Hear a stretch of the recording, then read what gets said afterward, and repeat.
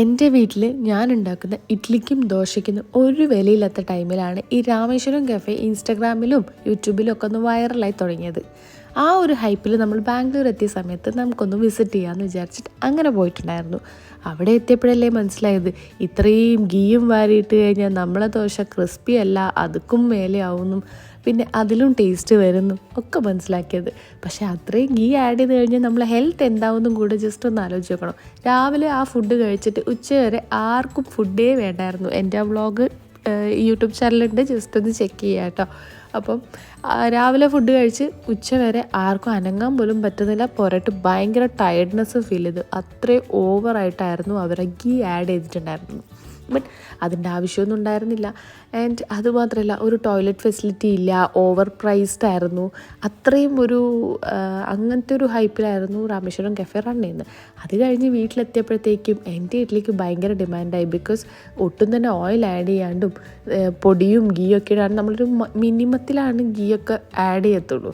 അപ്പോൾ അതുകൊണ്ട് തന്നെ അതിൻ്റെ ഹെൽത്ത് സൈഡും കുറച്ചും കൂടെ നല്ലതായതുകൊണ്ട് തന്നെ എൻ്റെ ഇഡ്ഡലിയും ദോശയൊക്കെ ഹിറ്റാവാൻ തുടങ്ങിയിട്ടുണ്ടായിരുന്നു. അങ്ങനെ ഒരു ദിവസമാണ് നമ്മൾ ഈ പരിപാടി തുടങ്ങിയത്. നന്നായിട്ട് ഉഴുന്ന് പൊതിർത്ത് വെച്ചിട്ടുണ്ട്. ഉഴുന്ന് 1 ഗ്ലാസും 2 ഗ്ലാസ് പച്ചരിയാണ് എടുക്കേണ്ടത്. എത്രയാണോ ഉഴുന്ന് എടുക്കുന്നത് അതിൻ്റെ ഇരട്ടിയാണ് പച്ചരി എടുക്കുന്നത്. കുറച്ച് ഉലുവയും കൂടെ ആഡ് ചെയ്ത് കൊടുക്കുന്നുണ്ട്.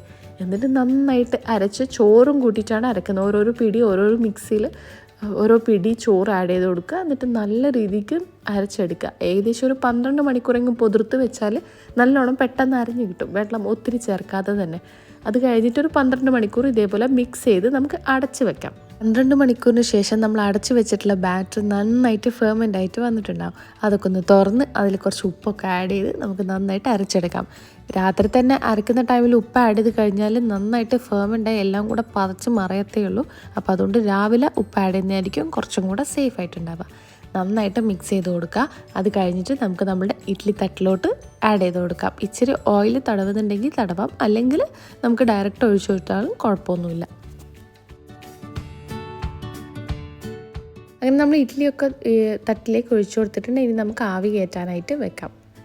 അപ്പം ആവി കയറ്റാൻ വെക്കുമ്പോൾ ഒരു 10-15 മിനിറ്റ് മാക്സിമം വെക്കാൻ വേണ്ടി ശ്രമിക്കാം, നല്ല രീതിക്ക് ഉള്ളിലൊക്കെ ഒന്ന് വെന്ത് കിട്ടാൻ വേണ്ടിയിട്ട്. സിമ്പിളായിട്ട് തന്നെ ടേസ്റ്റി ആയിട്ട് 4 ഇൻഗ്രീഡിയൻസ് വെച്ചിട്ട് വീട്ടിലുണ്ടാക്കാൻ പറ്റുന്ന ഒരു കിഡിലൻ തക്കാളി ചട്നിയാണ് ഇത്. അപ്പം നമ്മൾ 3 തക്കാളിയും 3 വെല്ലുള്ളിയാണ് എടുത്തിട്ടുള്ളത്. നന്നായിട്ട് കട്ട് ചെയ്ത് അതിനുശേഷം ഒരു പാന് വെച്ച് അതിലേക്ക് കുറച്ച് വെളിച്ചെണ്ണ ഒഴിച്ചു കൊടുത്തതിന് ശേഷം നമുക്ക് ഈ കട്ട് ചെയ്ത് വെച്ചിട്ടുള്ള തക്കാളിയും വെല്ലുള്ളിയും ഇട്ട് കൊടുക്കാം. ഇതിന് പ്രത്യേകിച്ച് ഷേപ്പിൻ്റെ പ്രശ്നമൊന്നുമില്ല, നമുക്ക് ഇഷ്ടമുള്ള രീതിക്ക് കട്ട് ചെയ്തെടുക്കാം. കാരണം ഇത് നമ്മൾ ഗ്രൈൻഡ് ചെയ്യാനുള്ള പരിപാടിയാണ്. അപ്പോൾ അതുകൊണ്ട് തന്നെ കുറച്ച് ഉപ്പും കൂടെ ആഡ് ചെയ്ത് കൊടുത്ത് നന്നായിട്ട് ഒന്ന് വഴറ്റിയെടുക്കാം. ഒരുപാട് അങ്ങോട്ട് വാടി വരേണ്ട ആവശ്യമില്ല, നമുക്ക് ജസ്റ്റ് ഒന്ന് സോട്ട് ചെയ്തെടുക്കേണ്ട ആവശ്യമുള്ളൂ. അപ്പോൾ ഇതിപ്പോൾ ഈ ഒരു പാകം മതിയാവും, നമുക്ക് ആ വെള്ളമൊക്കെ ഒന്ന് വറ്റിയ പാകം. അതിലേക്ക് കുറച്ച് മുളക് പൊടിയും പിന്നെ വെളുത്തുള്ളിയാണ് ഇട്ട് കൊടുക്കുന്നത്. ഈ 4 സാധനങ്ങൾ മാത്രമേ ഇട്ട് കൊടുക്കുന്നുള്ളൂ. അപ്പോൾ അത് കഴിഞ്ഞിട്ട് നമുക്കതൊന്ന് വഴറ്റി നല്ലോണം ചൂടായി ആ വെളുത്തുള്ളിയും കൂടെ ഒന്ന് ചൂടായി വന്നു കഴിഞ്ഞാൽ ഫ്ലെയിം ഓഫ് ചെയ്തിട്ട് തണുക്കാൻ വേണ്ടി വെക്കാം.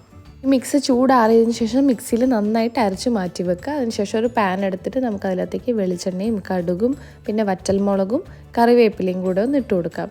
അത് നന്നായിട്ട് ചൂടായി എല്ലാം പൊട്ടി അടിപൊളിയായിട്ട് വന്നു കഴിഞ്ഞാൽ നമ്മൾ ഈ അരച്ച് വെച്ചിട്ടുള്ള തക്കാളിയുടെ മിക്സ് നമുക്ക് ഇതിലേക്ക് ചേർത്ത് കൊടുക്കാം. അപ്പോൾ നമ്മൾ അടിപൊളി തക്കാളി ചട്നി റെഡി ആയിട്ടുണ്ട്. ഇതിപ്പോൾ തിക്കായിട്ടാണ് ഉള്ളത്, വേണമെങ്കിൽ ഇത്തിരി കൂടെ വെള്ളം ആഡ് ചെയ്യാം. അപ്പം മിക്സിയിൽ തന്നെ ഇച്ചിരി വെള്ളം കൂടെ ആഡ് ചെയ്തിട്ട് നമുക്കതൊന്ന് ലൂസാക്കി എടുക്കാം. ഒത്തിരി കട്ടിയിലാണ് ഇഷ്ടമെങ്കിൽ ആ ഒരു രീതിക്ക് തന്നെ മതിയാവും. നമുക്ക് സിമ്പിളായിട്ടുള്ളൊരു തേങ്ങാ ചട്നി ഉണ്ടാക്കാം. ഒറ്റൊരു ഇൻഗ്രീഡിയൻറ്റ് മാത്രമേ യൂസ് ചെയ്യുന്നുള്ളൂ, തേങ്ങയും ചെറിയുള്ളിയും മാത്രം. അപ്പോൾ നിങ്ങൾക്ക് ചെറിയുള്ളി കൂടുതൽ ഇട്ട് കഴിഞ്ഞാൽ നല്ല ടേസ്റ്റ് ഉണ്ടാവും. അപ്പോൾ തേങ്ങയും ചെറിയുള്ളി ഉപ്പും കൂടെ ചേർത്ത് നന്നായിട്ട് അരച്ച് മാറ്റി വെക്കുക. അതിനുശേഷം ഒരു പാൻ എടുത്ത് അതിലേക്ക് വെളിച്ചെണ്ണ ഒഴിച്ചിട്ട് കടുക് ഇട്ടതിന് ശേഷം കറിവേപ്പിലയാണ് ഇടുന്നത്. വറ്റൽമുളക് ഇടാൻ പാടില്ല, കാരണം എന്താ വെച്ചാൽ ഈ ഒരു ചട്നിയുടെ കളർ മാറിപ്പോകുന്നത് കൊണ്ടാണ്.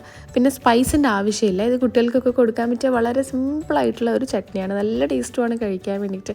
ദോശയൊക്കെ സോക്ക് ചെയ്ത് വെച്ച് കഴിഞ്ഞാൽ കഴിക്കുമ്പം മതിയാവാത്ത പോലെ തോന്നാറുണ്ട്. ഒട്ടും തന്നെ തേങ്ങ വാടി അതിൻ്റെ ഒരു ടേസ്റ്റ് മാറുന്നൊന്നുമില്ല, ഫ്രഷ് ആയിട്ടുള്ളൊരു തേങ്ങയുടെ ടേസ്റ്റാണ് കിട്ടുക. സീസണിങ് ഇങ്ങോട്ടേക്കാണ് ഒഴിക്കുന്നത്, ഒരിക്കലും ചട്ടിയിലേക്ക് നമ്മൾ ഈ അരച്ചിട്ടുള്ള തേങ്ങ മിക്സ് ഒഴിക്കാതെ ഇരിക്കുക. ഇത് നമുക്ക് 2 ദിവസം വരെയൊക്കെ സ്റ്റോർ ചെയ്യാനും പറ്റും, അതിങ്ങനെ പെട്ടെന്ന് മോശമായി പോവില്ല. യൂസ് കഴിഞ്ഞാൽ അപ്പം തന്നെ റെഫ്രിജറേറ്റ് ചെയ്യുക. അത് കഴിഞ്ഞ് നമ്മൾ പ്ലേറ്റിംഗ് സെക്ഷനാണ്. ഒരുപാട് ഡെക്കറേറ്റ് ചെയ്തിട്ടൊക്കെ കൊടുത്തു കഴിഞ്ഞാൽ ഹസ്ബൻഡിന് കഴിക്കാൻ ഭയങ്കര ഇഷ്ടമാണ്. അപ്പോൾ അതുകൊണ്ടാണ് ഞാൻ ഇങ്ങനെയൊക്കെ ചെയ്യുന്നത് കേട്ടോ.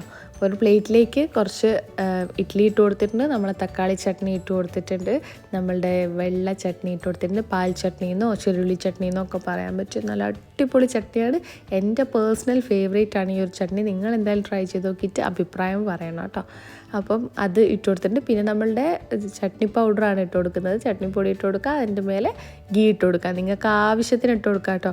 രാമേശ്വരം കഫേയിലൊക്കെ ആണെങ്കിൽ നമ്മളുടെ മിൽമയുടെ ഗീ കംപ്ലീറ്റ് ചേരുന്നുണ്ട്. അങ്ങനെ ഇട്ട് കഴിഞ്ഞാൽ നമ്മളുടെ ഇഡ്ഡലി അതുക്കും മേലെയായിരിക്കും. അപ്പോൾ അത്രയൊന്നും വേണ്ട, നമുക്ക് ആവശ്യത്തിന് നമുക്ക് ഹെൽത്തിയാന്ന് തോന്നുന്ന അത്ര ഗീ മാത്രം ആഡ് ചെയ്തിട്ട് കഴിച്ചു നോക്കുക. ഇത്രയും ഐറ്റംസൊക്കെ ഉണ്ടാകുമ്പം എങ്ങനെയായാലും ഈ 3 ഇഡ്ഡലി സുഖമായിട്ട് കഴിക്കാൻ പറ്റും. അപ്പോൾ എല്ലാവരും ഒന്ന് കഴിച്ചു നോക്കുക. ഇതേപോലെ ഒന്ന് ഉണ്ടാക്കി നോക്കിയിട്ട് എൻ്റെ അടുത്ത് അഭിപ്രായം പറയാം. ഇതിപ്പോൾ ഞാൻ ഹസ്ബൻഡാണ് സെർവ് ചെയ്യുന്നത്, എൻ്റെ സെർവിങ് പുറകെ വരുന്നുണ്ട്. അപ്പോൾ സബ്സ്ക്രൈബ് ചെയ്യാതെ ആരെങ്കിലും ഈ വീഡിയോ കാണുന്നുണ്ടെങ്കിൽ please do subscribe and thank you so much for watching. By.